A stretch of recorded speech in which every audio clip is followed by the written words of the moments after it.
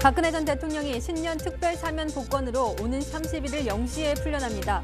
국정농단 사건으로 수감 생활에 들어간 지 4년 9개월 만입니다. 불법 정치자금을 받은 죄로 징역을 살고 나온 한명숙 전 국무총리도 복권됐습니다. 박근혜 전 대통령이 측근 유영하 변호사를 통해 병원 치료에 전념하는 동안 정치인을 비롯한 어떤 사람도 만나지 않겠다고 밝혔습니다. 이번 사면이 대통령 선거에 미칠 영향을 집중 분석합니다. 이준석 국민의힘 대표가 뉴스A에 출연해 박 전 대통령 사면의 정치적 의미에 대한 의견과 선대위 내분에 대한 심경을 밝힙니다. 과천시가 운영 중인 공무원 관사 57세대를 두고 관사 테크라는 논란이 일고 있습니다. 전세가 7억 원에 이르는 도심의 관사를 2억 원에 쓰고 있는 경우도 있어 특혜라는 지적입니다. 이를 처분하는 개정안이 통과되자 공무원 노조가 강력 반발했습니다. 1년 중 케이크가 가장 많이 팔리는 연말 연시에 생크림 품귀 현상으로 일부 제과점들이 생크림이 없어 케이크를 못 만드는 일이 벌어지고 있습니다. 왜 이런 일이 일어나는지 현장 취재했습니다.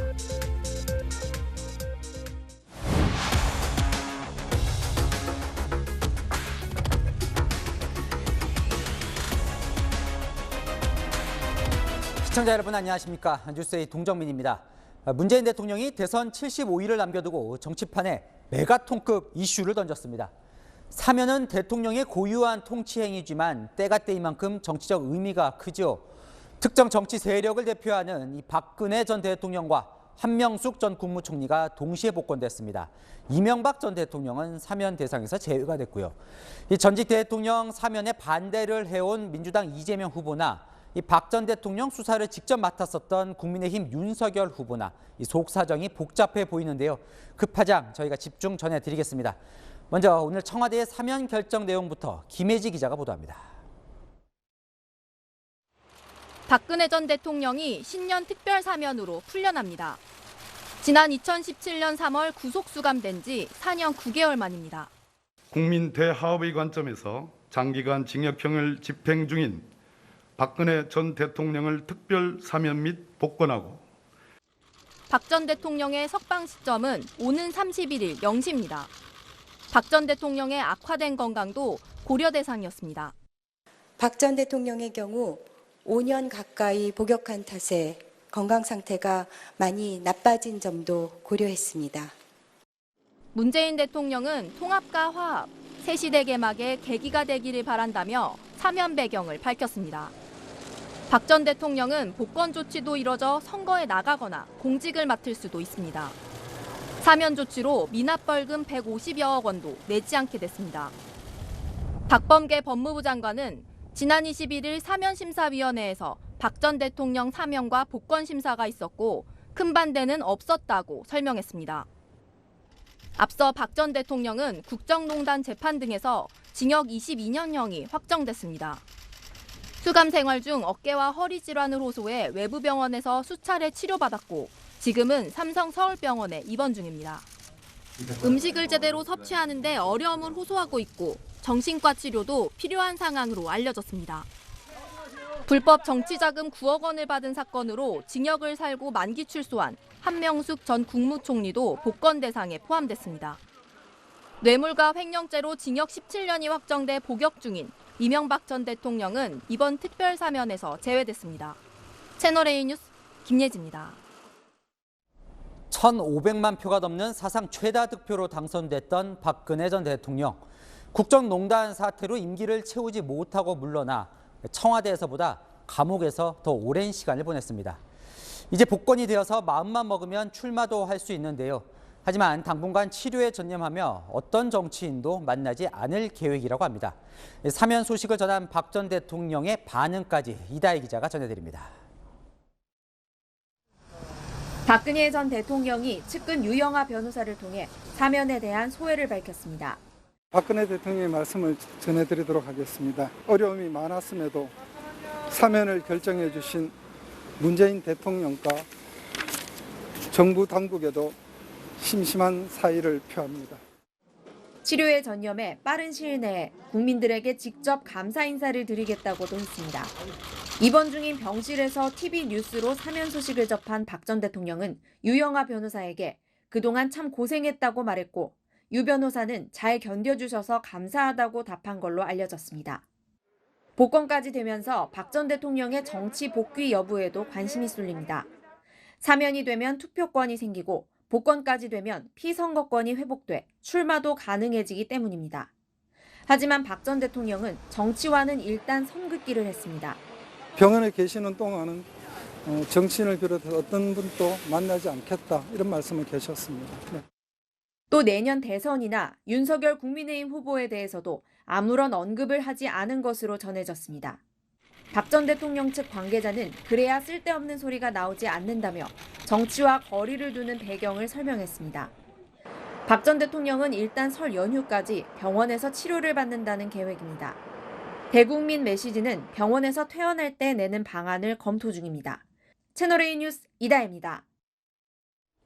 가석방으로 오늘 풀려난 정치인도 있는데요. 이석기 전 통합진보당 의원입니다. 이 전 의원이 반성하고 있는 모범수라는 가석방 대상에 해당되는지 논란도 있지만 정작 본인은 박근혜 전 대통령은 사면인데 나는 왜 가석방이냐며 불만을 터뜨렸습니다. 가석방 현장은 마중 나온 지지자들로 축제 분위기였습니다. 이현우 기자입니다. 이석기 전 통합진보당 의원이 교도소 밖으로 걸어 나옵니다. 자신을 마중 나온 지지자들을 향해 양팔을 들어 인사를 합니다.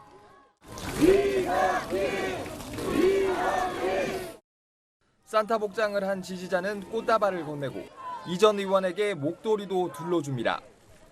교도소 앞 나무엔 노란색 리본을 달고 꽃길만 걷자고 적은 대형 현수막까지 걸어놓는 등 가석방 현장은 축제 현장을 방불케 했습니다. 이 전 의원은 자신이 가석방 형식으로 풀려나는 데 대한 불만을 표출했습니다. 박근혜 정권의 악랄한 탄압으로 말 몇 마디로 현역 의원을 감옥에 쳐넣는 사람이 사면이 되고 그 피해에 대한 사람은 이제 나와서 가석방이라는 형식을 띠는 것에 대해서 참으로 통탄스럽습니다. 이 전 의원은 박근혜 정부 시절 체제를 전복하려 내란을 선동한 죄 등으로 징역 9년형을 선고받았고 소속 정당인 통합진보당은 헌법재판소 심판 끝에 강제 해산됐습니다. 법조계 일각에선 가석방 뒤 발언에선 전혀 반성의 기미가 없는데 어떻게 가석방 대상이 됐는지 의문이라는 지적도 나왔습니다. 이 전 의원은 가석방 뒤에도 전자발찌를 차고 생활해야 합니다. 보호 관찰을 위해 전자발찌 부착이 가석방 조건으로 부과된 겁니다. 교정당국 관계자는 처음엔 전자발찌에 거부감을 드러냈던 이 전 의원이 최근 마음을 바꾼 걸로 한다고 말했습니다. 채널A 뉴스 이은우입니다. 이번 사면 결정에 대한 여야 대선 후보들의 반응은 어떨까요? 먼저 더불어민주당 이재명 후보는 얼마 전까지도 박근혜 전 대통령의 사면을 공개적으로 반대했죠. 이번 사면으로 또다시 청와대와 발을 못 맞춘 모양이 됐습니다. 이재명 후보의 오늘 입장을 최수연 기자가 전해드립니다. 이재명 더불어민주당 대선 후보는 박근혜 전 대통령 사면에 대한 찬반을 묻는 질문에 말을 아꼈습니다. 이미 결정난 사안에 대해서 찬성 반대가 무슨 의미가 있겠습니까? 이 후보는 앞서 박 전 대통령 사면이 발표되자 3문장짜리 짧은 입장문만 내놨습니다. 문재인 대통령의 결정을 존중한다면서도 국민에 대한 박 전 대통령의 진심 어린 사과가 필요하다며 기존 입장은 고수했습니다. 사면 복권 문제는 이제 형사사법적인 문제인 것이고, 그러나 국민들의 판단과 역사적 판단은 그와는 무관하게 그대로 존재한다. 오늘 아침 한 방송에서는 당황한 기세까지 보였습니다. 원래 어제까지는 전혀 아니라고 했지 않습니까? 근데 지금은 약간 상황이 급변해서 좀 지금은 이제 현실적으로 의사결정을 하는 단계라면 지금은 자중하는 게 맞는 것 같습니다. 이 후보는 나흘 전까지도 박 전 대통령 사면이 시기상조라며 반대했습니다. 국민에게 사과도 하지 않는 상태에서 사면을 얘기하는 것 자체는 제가 보기엔 시기상조라는 생각이 듭니다. 민주당도 문 대통령의 결정을 존중한다면서도 지지층의 반발을 우려해 당과 사전 조율은 없었다는 점을 분명히 했습니다. 최근 다주택자 양도세 중과유예 등 부동산 정책에 이어 전직 대통령 사면까지 당청 간 불협화음이 계속되고 있습니다. TLA 뉴스 최선입니다. 국정농단 수사를 이끌었던 윤석열 국민의힘 대선 후보의 반응도 궁금하실 겁니다. 늦었지만 환영한다고 말했습니다만 국민의힘 내부는 박 전 대통령 사면이 대선에 어떤 영향을 미칠까 촉각을 곤두세우고 있는 분위기입니다. 안보겸 기자입니다. 윤석열 국민의힘 후보가 박근혜 전 대통령 특별 사면을 환영했습니다. 좀 늦었지만 환영합니다. 그리고 건강이 좀 안 좋으시다는 말씀을 많이 들었는데 하여튼 좀 빨리 건강을 좀 회복하시기를 바라겠습니다. 윤 후보는 그동안 국민 통합에 필요하면 사면을 해야 한다며 이명박, 박근혜 두 전직 대통령에 대한 사면을 요구해왔습니다. 서울중앙지검장이던 2019년 박 전 대통령에 대한 형 집행정지를 불허한 것을 두고는 본인의 결정이 아니라고 선을 그었습니다. 제가 불허한 것이 아니고 위원회 전문가 의사들이 형집행정지 사유가 안 된다 해서 판단에 따른 것입니다. 국민의힘은 박 전 대통령 사면이 윤 후보에게 미칠 영향을 살펴보고 있습니다. 윤 후보가 국정농단 특검 수사팀장으로 박 전 대통령을 직접 수사했기 때문에 일부 보수 지지층이 등을 돌릴 수 있다는 이유에서입니다. 일단 김종인 총괄선대위원장은 악영향이 없을 거라고 판단했습니다. 박근혜 대통령의 입장에서 지금 정권 교체라고 하는 것에 대해서 다른 입장을 가질 수가 없기 때문에 후보에 대한 제가 보기에 거기에 무슨 방해가 된다거나 그런 일은 일어나지 않으리라고 생각합니다. 김재원 최고위원은 악영향이 있더라도 당이 감내해야 할 부분이라며 뭉치면 살고 흩어지면 죽는다고 강조했습니다. 윤 후보는 전통 보수 지지층을 잡기 위해 다음 주 대구 경북 지역 방문을 검토 중입니다. 채널A 뉴스 안보겸입니다.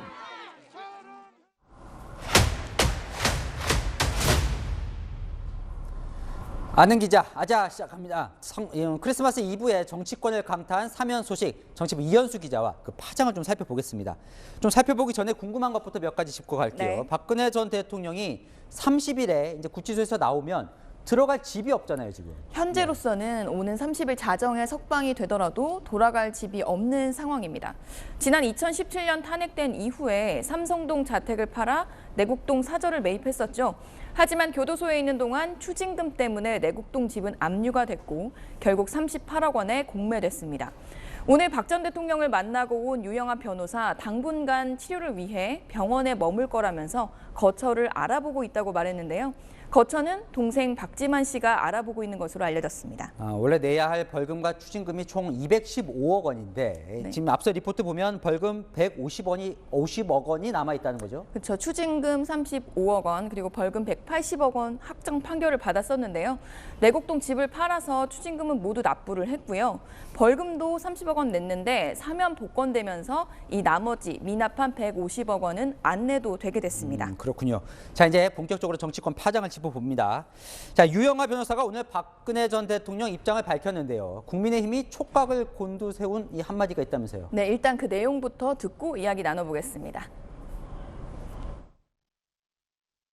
신병 치료에 전념해서 빠른 시일 내에 국민 여러분께 직접 감사 인사를 드릴 수 있도록 하겠습니다. 네, 국민의힘이 촉각을 곤두세우는 이유, 바로 직접 감사 인사를 드리겠다고 한 대목입니다. 감사 인사가 정말 감사 인사로만 끝나거나 윤석열 후보 중심으로 똘똘 뭉쳐 반드시 정권 교체를 해달라는 메시지가 담긴다면 야권에선 문제가 없겠죠. 하지만 자신을 수사했던 윤석열 국민의힘 후보를 비판하는 내용이 담긴다면 보수 진영 결집의 악재가 될 수도 있기 때문입니다. 당장 국민의힘은 박 전 대통령 사면을 두고 이간계라고 경계하기 시작했습니다.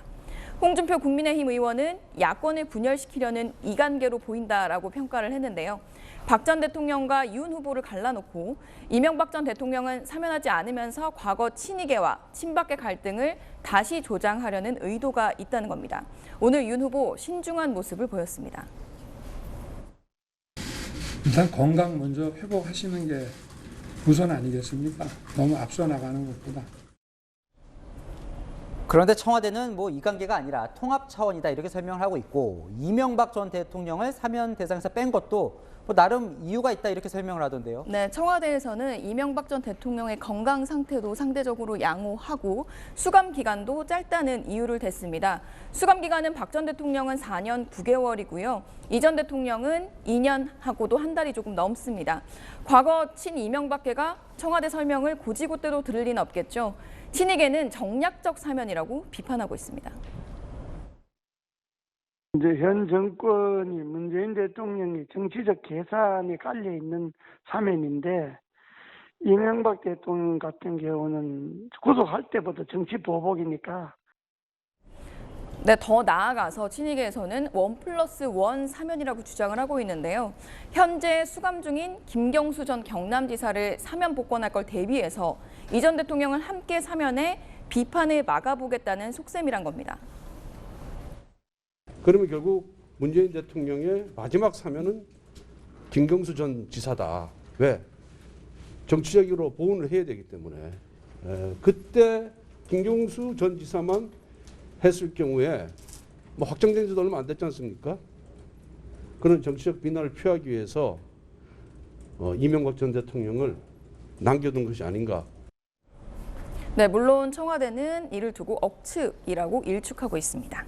또 야당은요, 이 한명숙 전 총리를 복권하기 위해서 박근혜 전 대통령을 정적 사면한 거다 이런 주장까지 하는데요. 형평성을 좀 맞춰야 되기 때문에 자 실제로 문재인 대통령이 이 한 전 총리와 이 각별한 건 맞죠? 네, 문 대통령이 당시 대법원 판결이 났을 때도 강하게 반발한 바 있습니다. 네, 정말 참담한 심정입니다. 대법원 판결에 대해서 실망이 아주 큽니다. 요즘 일련의 사건 판결들을 보면 검찰의 정치화에 이어서 법원까지 정치화됐다는 그런 우려를 금할 수가 없습니다. 네, 문재인 대통령이 오늘 사면 복권한 두 사람, 이번 대선에 영향을 미칠 만한 인물인 건 틀림없습니다. 박근혜 전 대통령은 보수 진영을 대표한 인물이었고 한명숙 전 총리는 친노의 대모로 불리는데요. 두 사람이 75일 남은 대선에서 어떤 역할을 할지 궁금해집니다. 네, 잠시 후 스튜디오에 이준석 국민의힘 대표가 나올 예정인데요. 국민의힘은 이번 사면을 어떻게 보고 있는지 직접 한번 들어보겠습니다. 지금까지 이현수 기자였습니다. 네, 다음 소식입니다. 크리스마스 이브죠. 마침 성탄절이 주말인데 하필이면 올겨울 들어 가장 강력한 한파가 찾아온다는 소식입니다. 이미 많이 추워졌는데요. 명동거리에 이민준 기자 나가 있습니다. 자, 이 기자, 내일 아침 서울 체감 기온이 영하 22도라는데요. 벌써 추워 보입니다.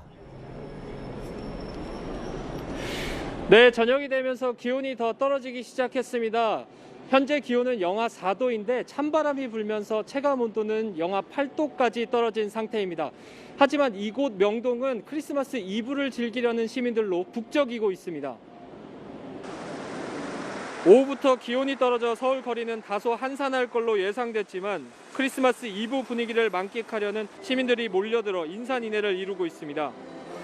명동 성당 야경이 되게 예쁘다 그래가지고 거기 가서 구경하려고 하고 있습니다. 우산도 챙기고 목도리도 해서 더 좀 따뜻한 크리스마스 이브를 보낼 것 같습니다. 아무래도 너무 날씨가 많이 떨어져가지고 해 그나마 떠 있을 때 좀 따뜻하니까 그때만 잠깐 놀고 저녁에는 그냥 집에서 쉬기 제일 좋을 것 같아요. 네. 잠시 후인 오후 9시쯤에는 서울에서 올 겨울 처음으로 한파 경보가 발효됩니다. 시베리아의 찬 공기가 남하하면서 전국 대부분 지역이 한파의 영향권에 들겠습니다. 내일 서울시의 체감 온도는 영하 22도까지 떨어지면서 서울시는 수도 계량기 동파 경계 단계를 발령합니다. 영동 등 일부 지역엔 20cm가량의 폭설도 예상되고 있습니다. 이번 추위는 다음 주 중반까지 이어질 예정입니다. 기상청은 주말 동안 가급적 야외 활동을 자제하고 비닐하우스 등의 보온 유지를 당부했습니다. 지금까지 명동에서 전해드렸습니다. 올겨울은 전 세계가 먹는 치료제 확보 전쟁을 치를 전망입니다. 정부는 미국을 제외하고 세계에서 가장 많이 확보하는 것이 목표라고 했습니다만 이미 확보한 물량부터 영국과 일본에 훨씬 뒤처졌습니다. 백신 수급 초기 사태 같은 일이 반복되지는 않을까 우려됩니다. 허욱 기자입니다. 정부가 미국 제약사로부터 확보한 먹는 코로나19 치료제는 54만 2천 명분입니다. 이 중 초기 환자가 중증이 되는 걸 예방하는 데 효과가 좋은 화이자의 팍스로비드는 30만 명분입니다. 정부는 이미 밝혀드린 7만 명보다는 훨씬 많은 30만 명분 이상의 치료제 구매 협의를 화이자사와 진행해 왔습니다. 이제 그 계약이 곧 마무리 단계일 거고. 머크사의 치료제 24만 2천 명분도 구매 확정됐습니다. 정부는 다음 주 긴급 사용 승인을 하고 다음 달 말 도입할 계획입니다. 간편하게 복용할 수 있는 만큼 재택 치료자 위주로 사용됩니다. 하지만 초기 생산 물량이 제한적이고 세계 각국이 구매 경쟁에 나서고 있어 신속한 물량 확보가 녹록치 않아 보입니다. 줄을 서 있는 상황이니까 그 순서도 중요할 것이고 이제 양이 일단 올해 내로는 미국도 좀 충만치 않다는 거 아니에요? 오미크론 변이 확산에 대비해 충분한 물량을 확보해야 한다는 지적도 나옵니다. 오미크론 때문에 어떻게 될지 몰라요. 그래서 우리는 조금 더 준비해야 되겠다라고 생각해요. 유효기간 얘기했지만 꽤 길거든요. 그렇기 때문에 1년 내내 쓸 수 있을 정도로 준비를 해요. 실제 미국은 화이자 치료제 1,000만 명분을, 영국과 일본은 200만 명분 이상 구매를 확정했습니다. 채널A 뉴스 허욱입니다. 어떤 약을 더 많이 들여오냐도 문제입니다. 국내에 들어올 두 약 중 화이자가 만든 약이 머크사의 약보다 입원과 사망 위험을 낮출 가능성이 높다는 임상 시험 결과가 나왔습니다. 그래서 프랑스는 머크사의 약을 구매를 취소하기도 했는데요. 앞서 보신 것처럼 현재 우리는 효능이 떨어지는 머크사 약도 상당수 들여올 것으로 보입니다.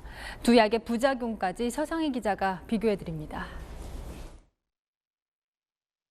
미 식품의약국 FDA 승인을 받은 먹는 코로나 알약 치료제는 화이자의 팍스로비드와 머크사의 몰루피라빌입니다.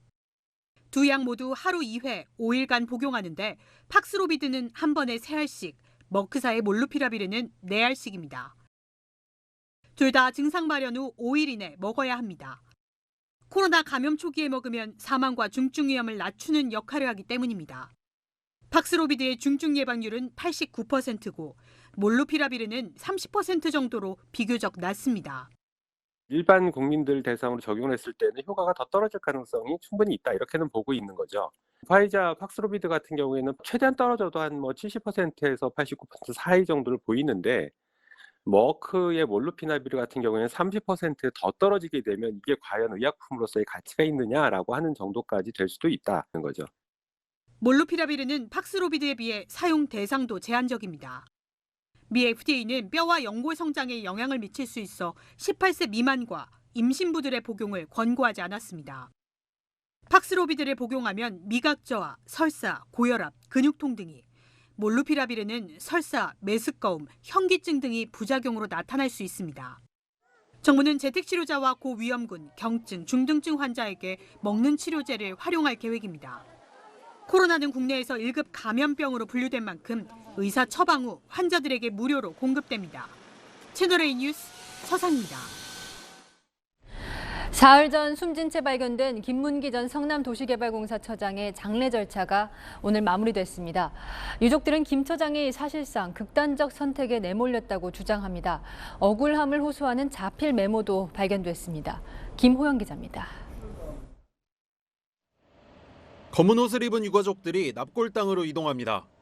침묵 속에 화장을 마친 고인 뒤를 따릅니다. 유족들은 김문기 처장이 숨진 사무실에서 발견된 수첩에서 자필 메모가 나왔다고 말합니다. A4 용지 2장 분량의 글로 유족들은 전 성남도시개발공사 사장에게 보내는 편지 초고라고 보고 있습니다. 초과 수익 환수에 대해서 몇 번이고 이메일 등 여러 가지 방법으로 위에 건의하였으나 그게 묵살되면서 탄원서처럼 사장님한테, 그 도시개발 사장님한테 보낸 것 같습니다. 자신을 보호해주지 않는 공사에 대한 원망과 억울함이 담겼다고 했습니다. 유족들은 김 처장이 유동규 전 기획본부장과 맞서다 손찌검을 당했다는 말을 가족에게 했다고 밝혔습니다. 영입을 한 직원인데 그 말을 안 들으니 본인도 화가 나겠죠. 그러더니 서로 말다툼 끝에 손찌검을 했다고 하더라고요. 숨지기 전에도 불안과 불면 증세로 약을 먹어야 했다고도 했습니다. 전날도 약을 타왔습니다. 잠을 못 자니까 아침에 자고 일어났더니 다시 한번 또 두려움이 밀려왔다고 저한테 그러더라고요. 그래서 또 유족들은 김 처장에 대한 징계 관련 서류 등을 확보하는 대로 공사 등을 상대로 법적 책임을 물을지 검토하겠다고 밝혔습니다. 경찰은 김 처장의 자필 메모를 확보한 건 맞다면서 실제로 편지 형태로 전달됐는지는 확인해주기 어렵다고 밝혔습니다. 채널A 뉴스 김호영입니다. 과천시는 경기도에서 가장 많은 57채의 공무원 관사를 운영하고 있는데 과천 집값이 워낙 비싸다 보니 특혜라는 논란이 일었습니다. 결국 처분이 결정되는데요. 공무원 노조가 반발합니다. 안건우 기자입니다. 올해 1월 입주한 과천의 신축 아파트.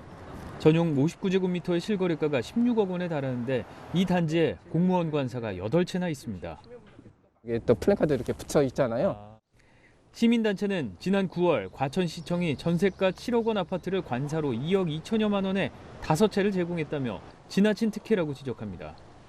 이 특혜로 거주기간을 채워 투기과열지구인 과천에서 로또 아파트 청약 요건도 챙긴다고 꼬집습니다. 규제지역은 당해 100%로 청약을 신청할 수 있잖아요. 관사에 입주한 과천시 공무원분이 여기를 청약을 넣어서 당첨됐다라는 그런 제보를 받았습니다. 관사 태클을 하고 있는 것으로. 전용 84제곱미터가 시세 19억 원을 넘나드는 대장 아파트 단지에도 지난달 입주를 시작한 인근 또 다른 단지에도 관사는 곳곳에 있습니다. 아파트 33채, 다세대 주택 24채 등 57채, 실거래가로 따져보면 590억 원이나 됩니다. 논란이 끊이질 않자 과천시 의회는 지난 15일 관사를 처분하는 조례를 통과시켰습니다. 이에 과천시 공무원 노조는 재난에 즉각 대응하기 위함인데 관사 취지를 망각했다며 반발합니다. 그렇다 하더라도 군사 지역이 많은 다른 지자체에 비해 수도권에다 교통도 편한 과천의 관사가 많은 건 부인할 수 없는 상황. 처분을 결정한 과천시는 여론엔 동의하면서도 공무원의 반발에 말을 아끼고 있습니다. 아직 공식적으로 정해진 바가 없어서 시민들의 의견을 수렴을 해서 처분 방향을 이제 맞춰나가야 될 부분인 것 같아서. 과천시는 내년 2월 열릴 공청회에서 여론을 취합한 뒤 처분 여부를 결정합니다. 채널A 뉴스 안건우입니다. 네, 이준석 국민의힘 대표 나왔습니다. 어서 오십시오. 네, 안녕하세요. 네, 이슈가 많은데요. 먼저 오늘 발생한 이슈부터 좀 물어보죠. 이 박근혜 전 대통령 특별 사면, 깜짝이란 평가도 있는데 어떻게 평가를 하십니까? 기본적으로 저희 당은 제가 발표한 것처럼 사실 이 국정농단 사태가 이제 다시 환기되기 때문에 그 사태에 대해 가지고 국민들에게 아주 겸허한 자세로 나서야 된다. 그리고 박근혜 대통령께서 건강이 이제 안 좋으시다는 이야기를 많이 듣는데 뭐 그런 부분에도 저희가 좀 관심이 가고 또 신경이 쓰이는 것은 사실입니다. 근데 전반적으로 다시는 이런 국정농단과 같은 사태가 발생하지 않도록 저희가 어쨌든 책임이 있는 정당으로서 시스템적으로 어떻게 개혁하겠다는 것을 특히 이번 대선에서 확고하게 보여줘야 되고, 그 맥락에서 우리 윤석열 후보 같은 경우에도 비서실의 방대해진 조직을 축소한다든지 이런 방안들이 있으니까 이걸 좀 성안해가지고 선대위 차원에서 준비해야 될 거로 보입니다. 알겠습니다. 자, 문재인 대통령이 그런데 이번에 사면을 왜 했다고 보세요? 제가 전당대회 그 연설에서도 얘기한 적이 있는데요.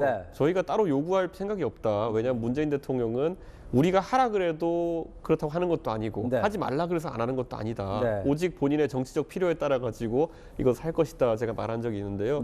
실제로 지금 아마 이 전직 대통령들이 이렇게 긴 기간 동안 수용 생활을 한 적이 없습니다. 처음이죠. 그것이 아마 문재인 대통령 입장에서는 상당한 부담으로 이제 작동할 테고, 지금 어떤 후보가 당선된다 하더라도 과거의 이제 사례를 참고해 보자면은 김영삼 대통령에서 이제 김대중 대통령이 넘어가는 시기에 인수위 시기에 사실 전두환 노태우 사면이 이루어졌거든요.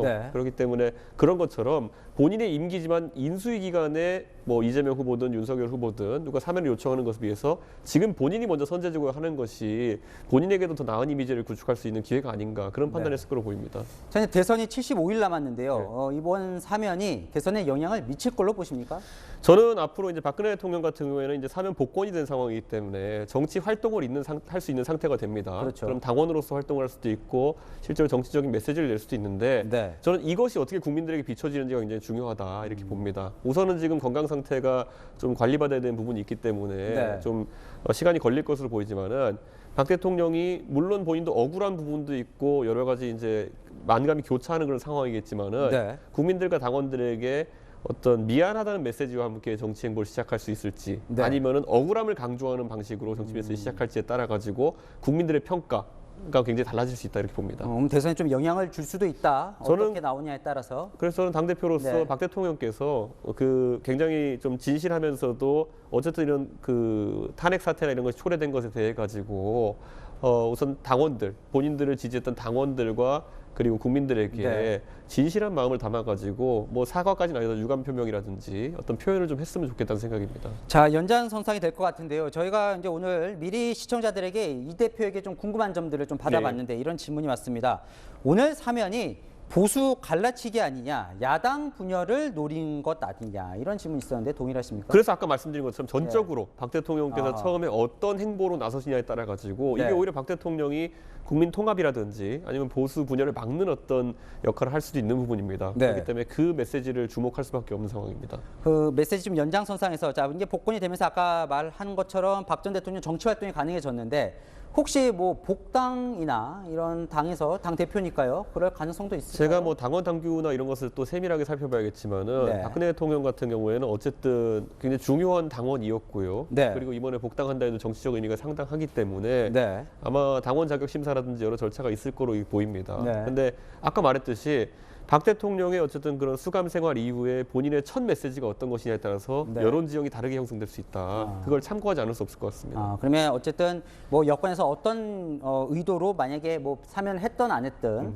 그건 어쨌든 박 전 대통령의 태도에 달려 있다 이렇게 보는 기본적으로 박 대통령께서 이제 사실 문재인 대통령에게 이런 걸 감사한다는 취지의 메시지를 했기 때문에 네. 저는 이 부분에 대해서는 또 저희가 실제로 신상에 관한 메시지를 어떻게 내는지를 굉장히 주의 있게 살펴볼 겁니다. 자, 이제 뭐 당내 얘기를 좀 안 물어볼 수가 없는데 자, 여권은 어쨌건 어제 뭐 이낙연 전 대표도 합류하고 네. 뭐 열린민주당도 합당한다고 하고 뭉치는데 야권은 뭐 국민의힘은 계속 싸운다 이런 비판 어떻게 보십니까? 저희 국민의힘은 밖의 세력과의 연대 같은 경우는 아직까지 추진되지 않고 있고요. 네. 예를 들어 국민의당이나 아니면은 뭐 김동연 부총리 측과는 아직까지 연계가 추진되지 않고 있습니다. 네. 하지만 당내에서는 최근에 이제 이견들이 많이 노출되고 있는 것이 사실인데요. 원래 선대위라고 하는 것이 구성되는 과정 중에서 2012년에 네. 저희가 승리했던 그 박근혜 대통령 대선 때도 선거 한 70여일을 앞두고 김무성 총괄본부장 체제가 수립되는 과정 중에서 선대위 재편성이 있었습니다. 네. 그렇기 때문에 선대위 재편성이나 이런 것 같은 경우에는 선거를 더 잘해보자는 취지에서 있는 이런 갈등이기 때문에 저는 정비만 된다면은 네. 큰 탄력을 받을 거로 보입니다. 네. 그래서 이제 또 시청자 질문이 이런 질문이 들어왔어요. 그런데 지금 정비만 되면 된다고 얘기는 했지만 그 자중질환의 축에 대표가 있는 거 아니냐? 예. 이것서 왜 자꾸 갈등을 공개를 하느냐? 그 대표가 좀 정리를 해야지. 혹시 뭐 이렇게 뭐 말씀드릴 수 있을 것 엑스맨이라는 얘기도 같아요. 하시던데. 예. 자, 제가 그 처음에 조수진 최고위원 간의 갈등이 나왔을 때 네. 그거 제가 공식 회의체에서 제기한 겁니다. 공식 회의체에서 제기했고 그런데 네. 제가 이런 부분을 논의하자는 제안은 거부되었고 그 안에 소위 뭐 하극상이라 표현하는 상황도 발생했고 네. 그리고 나가지고 나중에 후보가 거기에 대해서 민주주의다 이것은 이렇게 하면서 좀 상황이 크게 전개된 그런 상황이 있는데 네. 잘 보시면 저는 회의체에서 정확하게 네. 회의에서 논의돼야 되는 상황을 제가 열거해서 이야기했던 것이고요. 네. 그게 부적절한 방식이라 생각하지 않습니다. 네. 다만 그것에 일련의 이어지는 과정 속에서 이런 파열음이 크게 난 것에 대해 가지고는 저도 거기에 대해 책임을 통감하지만 반대로 그렇게 갔던 것 자체가 좀 이해가 안 됩니다. 그 상황은 조기에 회의체 내에서 종료됐어야 되는 것인데 네. 왜 그렇게 하는지 잘 모르겠습니다. 혹시 뭐 윤핵관에 대해서 지금 계속 좀 이제 설전이 오가고 있는데 앞으로도 좀 계속 이어지는 겁니까? 저는요 당대표로서 제가 선거를 네. 지기 위한 행동을 할 이유가 없습니다. 네. 그렇기 때문에 저는 이기는 과정에 있어가지고 국민들이 우려하고 또 그리고 실제 선대위 운영 과정에서 네. 굉장히 불필요한 요소들이 등장하는 것들을 막아야 될 의무가 있었기 때문에 제가 제안했던 것이고요. 근데 아까 말했듯이 제가 정당하게 회의체 내에서 회의 자리에서 했던 제안이 거부당하고 그리고 소위 말하는 하극상까지 일어나고 하는 과정 속에서 네. 저는 이 안에서는 그럼 제가 이 기획 및 문제 제기 및 이런 역할을 할 수가 없겠다 해서 저는 제 역할을 버린 것입니다. 왜냐하면 책임과 어쨌든 권한이라는 건 같이 가는 것이거든요. 네. 제가 그 안에서 권한이 없다는 것이 명확해졌기 때문에 저는 제 책임과 권한이 같이 사라져야겠다는 생각했기 때문에 상임선대위원장 사퇴를 한 겁니다. 어쨌건 지금 윤석열 후보의 지지율이 좀 계속 하락세거든요. 어떤 영향이 크다고 보세요? 저는 기본적으로 우리 후보가 정치에 적응해라는 과정이다. 저는 이렇게 보고 실제로 최근에 보면은 일부 인사의 영입 등에 있어가지고 저희 당이 이제 지난 6개월 동안 소위 전당대회 이후에 겪어왔던 그런 노력과 네. 과정과 다른 결의 인사들이 영입됐는데 네. 이게 너무 급격한 그 이미지 변화다 보니까 네. 기존에 이제 구축했던 젊은 층 위주의 신지지층이 네. 빠져나가는 과정을 겪고 있다. 그래서 방금 동 기자님이 언급하신 그 지지율 조사에서도 네. 보면은 젊은 층의 이탈이 가속화되는 것을 볼 수 있습니다. 그래서 그걸 물어보려고 그랬어요. 네. 그것 때문에 영입 인사가 잘못됐기 때문에 지금 2030 지지율이 좀 떨어지는 겁니까? 첫째가 그것이고 두 번째로는 뭐 제가 후보를 비판하고자 하는 것이 아니라 네. 어제 그제 이렇게 우리 후보가 아무래도 정치적 언어가 아직까지 좀 미숙한 부분이 있어서 나온 실언들이 좀 오해를 산 것이 아닌가 그런 생각을 하고요. 오히려 그런 부분은 우리 후보가 학습이 빠른 편이기 때문에 굉장히 빠르게 교정이 될 것이다 이렇게 봅니다. 어떻게 올려야 됩니까? 지지율을 당 대표니까요. 저는 결국에는 국민들이 지금 우리 후보를 바라보 표를 주는 것이거든요. 그러면 우리 후보가 가장 국민한테 인기가 좋았을 때가 어떤 모습이냐 했을 때는 네. 정말 강단 있는 검사로서 대한민국의 악과 또는 어떤 구태와 싸울 때였거든요. 네. 우리 후보가 기억나는 언록들 있지 않습니까? 예를 들어 저는 사람에 충성하지 않습니다. 네. 그런 박력 있는 언행이라든지 아니면은 박범계 장관 같은 사람이랑 있을 때 저한테 원래 안 그러셨지 않으셨습니까? 네. 솔직하게 얘기하는 것이 저는 이 시대의 무기다 이렇게 보는 것이고 저는 우리 후보의 그런 강점이 조금 더 잘 드러났으면 좋겠는데 최근에는 오히려 후보가 다소 위축된 모습과 네. 이렇게 좀 조금씩 곱씹어서 말을 하는 모양 속에서 오히려 실언이 좀 나오는 양상이기 되문에 자신감 있는 모습을 되찾아야 된다 그런 생각을 합니다. 정권 승리를 못하면 나는 정계 은퇴를 해야 한다 이런 얘기가 인터뷰에 있었는데요. 이 진심입니까? 대선 패배한 당대표는요. 네. 굉장히 개인적인 불명예와 함께 그리고 국민들에게 지탄을 받게 되어 있습니다. 네. 제가 지금 당의 선대위에 있는 여러 가지 문제를 지적하는 유일한 이유는 선거 이기기 위해서입니다. 여기에 있어가지고 다른 이유가 개입할 이유는 하나도 없고 네. 이걸 의심하면서 오히려 골이 깊어지는 겁니다. 이걸 의심하면서 무슨 이준석이 자기 정치를 이렇게 하는 게 성공의 가능성이 있습니까? 네. 아닙니다 절대. 그런데 우리 새누리당을 기반으로 했던 지금 국민의힘이라고 하는 정당은 오늘 박근혜 대통령이 사면되셨지만은 꼭 기억해야 됩니다. 네. 과거에 새누리당에 잘못된 일들이 있었을 때 그것을 지적할 수 있는 용감한 정치인들이 없었기 때문에 지난 5년 가까이 우리는 벌을 받은 것입니다. 네. 저는 적어도 지금 그게 굉장히 트라우마로 제 마음속에 남아 있거든요. 적어도 뭔가 잘못되고 있다면은 묻어가기보다는 항상 그것을 아주 공개적으로 이야기할 수 있는 용기가 있어야 되는 것이고 그리고 그걸 하지 않으면은 나중에 우리 또 벌 받을 겁니다. 네, 알겠습니다. 여기까지 듣겠습니다. 네, 감사합니다. 지금까지 이준석 국민의힘 대표였습니다. 네, 크리스마스 이브 귀갓길에 케이크 하나씩 사서 들고 가시는 분들이 있을 겁니다. 그런데 올해는 케이크가 더 빨리 품절될 수도 있습니다. 생크림 구하기가 어려워져서라는데 조현선 기자가 알아봤습니다.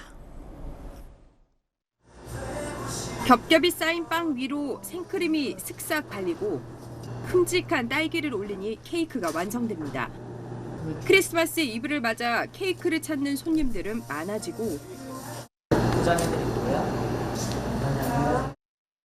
평소보다 서너 배 많이 팔리는 연말 대목에 생크림 구하는 게 전쟁입니다. 마트 10시 오픈이라서 9시 반에 저희 직원들하고 달려가가지고 구매해왔어요. 오픈런이라 하죠. 제가 1번으로 줄 섰는데 일단 막 옆에 새치기 다 들어오고 평소보다 2배 비싼데도 구하기 어려워 가정용 생크림까지 써보지만 턱없이 부족합니다. 하루에 저희가 놓친 주문만 하루에 한 20건 이상이 되죠. 23일부터 5일까지 쭉 크리스마스 주문을 받았으니까 한 60건 정도? 저 속상하기도 하고 좀 기대를 많이 했는데 이런 품귀 현상은 주로 그때그때 주문 제작을 하는 소규모 업체에서 많이 발생합니다. 온라인 커뮤니티에는 다른 지역까지 갈 수 있으니 생크림을 팔아달라, 동네 모든 마트 뛰어다닌다 등의 글이 올라오고 있습니다. 생크림 품귀 현상은 원유 공급 감소가 결정적인 원인. 지난 여름 이상고온으로 더위에 약한 홀스타인 젖소수가 감소한 건데 올해 3분기 사육두수가 지난해보다 7,775마리 줄었습니다. 코로나19가 길어지면서 홈쿠킹 수요가 늘어난 것도 영향을 미쳤습니다. 재택이 길어지면서 취미로 빵이나 케이크를 만들기 시작했어요. 내가 좋아하는 모양이나 맛으로 만드니까 재밌더라고요. 애들이랑 이번에는 크리스마스 쿠키를 좀 만들어 볼까 해요. 유업계는 수요가 줄지 않아 생크림 품귀 현상은 연말까지 이어질 수 있다고 보고 있습니다. 채널A 뉴스 조현선입니다. 크리스마스 주말에도 식당이나 술집은 9시까지만 열죠. 그러다 보니 호텔과 리조트가 만실입니다. 홍진우 기자입니다. 고급 호텔과 리조트들이 모여있는 부산 해운대. 사람들이 캐리어를 끌며 발길을 재촉합니다. 성탄 전날을 즐기기 위해 호텔과 리조트를 찾은 방문객들입니다.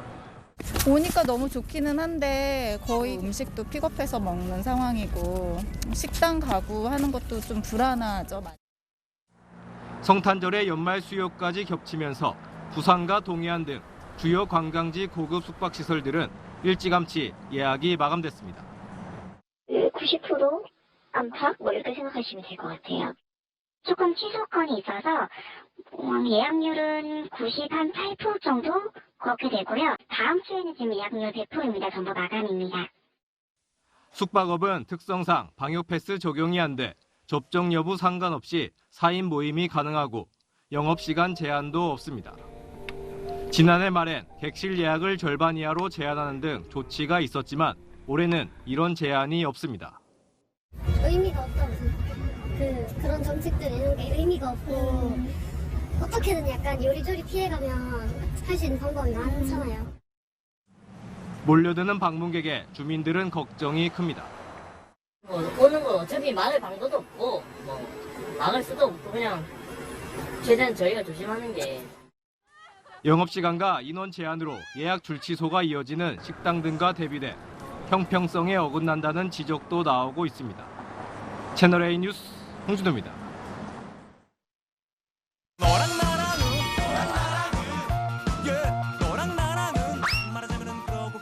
여랑야랑 정치부 김민지 기자와 함께합니다. 첫 번째 주제 보겠습니다.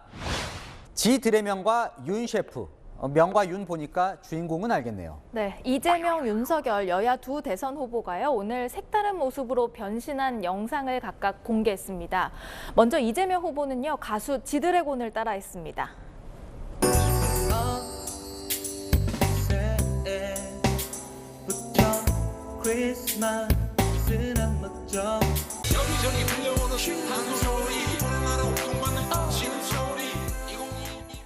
부인 김혜경 씨도 보이네요. 네, 김 씨는 이 후보와 함께 춤 실력을 뽐냈는데요.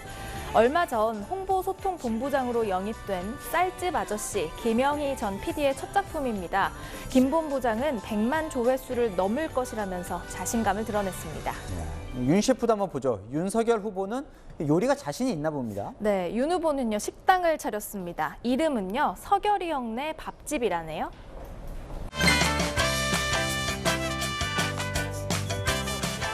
어서 오십시오. 아니, 가게 문 연 걸 어떻게 아셨어요? 자, 파이팅!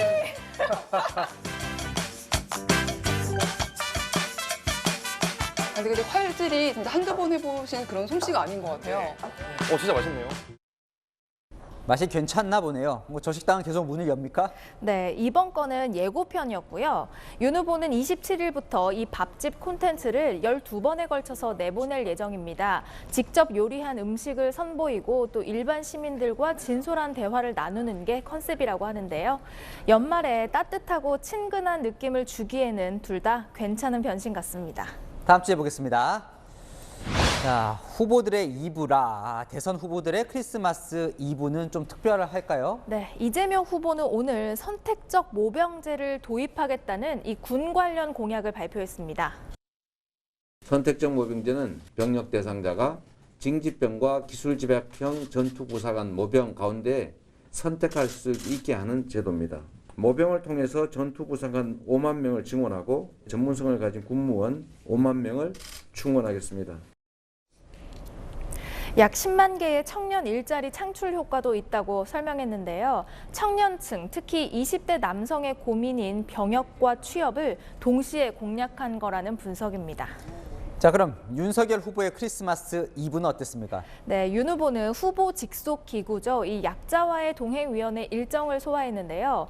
고아 권익연대라는 시민단체를 찾아서 봉사활동에 나섰습니다.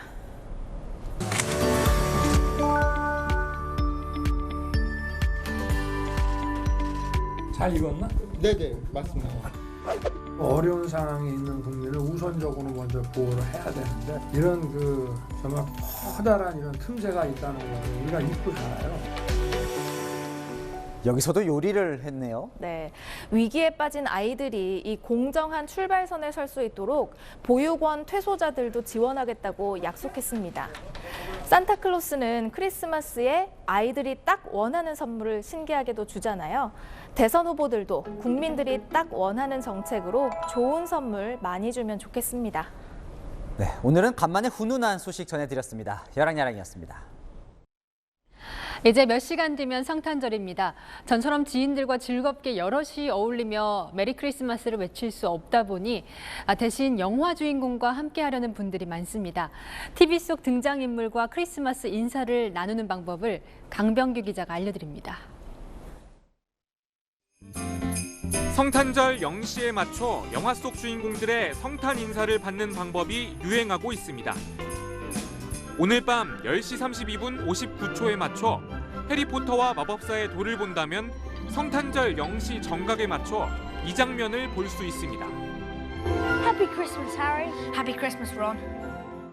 밤 11시 3분 21초부터 나홀로 집에 2를 본다면 케빈의 다소 거친 성탄절 인사를 볼 수 있고 Merry Christmas, you filthy animal. 색다른 성탄절 인사를 원한다면 아이언맨 3를 밤 10시 17분 28초부터 보는 것도 방법입니다. Merry Christmas, buddy. 코로나19로 지인들과 얼굴을 보고 인사를 건네기 힘든 상황. OTT의 등장으로 원하는 대로 영화를 볼 수 있게 되면서 색다른 영화 감상 방법이 뜨고 있습니다. 유명 배우한테 내가 직접 크리스마스 인사를 받는 것 같은 코로나19 때문에 지인들과 직접 만나서 주고받을 수 없다 보니까 그런 외로움을 대신 달래고 있는 것 같습니다. 꽁꽁 얼어붙은 마음, 성탄절 대표 영화들이 위로가 되고 있습니다. Merry Christmas, Santa. 채널A 뉴스 강병규입니다.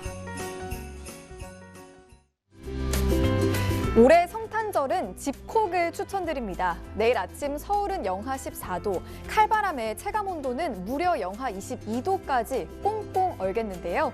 현재 전국 곳곳에는 한파특보가 내려진 가운데 서울 등 중부와 일부 경북 지역에는 무려 한파경보가 내려져 있습니다. 내일 아침 서울은 영하 14도, 대전은 영하 10도로 출발하고요. 한낮에도 추위는 계속되겠습니다. 일부 지역엔 눈도 많이 내리겠습니다. 우선 내일 오전까지 영동에는 최대 30cm 이상의 큰 눈이 예상되고요. 제주 산지와 울릉도, 독도에는 모레까지 최고 40에서 최고 50cm의 폭설이 쏟아지겠습니다. 내일부터는 호남과 제주에도 많은 눈이 예상되는 만큼 각별한 주의가 필요합니다. 한파는 다음 주 중반부터 서서히 풀리겠습니다. 날씨였습니다. 한 시대를 풍미했던 지도자들에 대한 사면 복권이 결정됐습니다. 대선판이 흔들릴 수 있다는 분석 저희도 해드렸는데요. 그러잖아도 후보들 도덕적 의혹만 부각이 되는데 이슈마저 과거로 회귀할까 우려도 됩니다. 향후 5년 미래의 지도자를 뽑는 선거니까요. 마침표 찍겠습니다. 과거 인물은 과거에 뉴스 마칩니다. 감사합니다.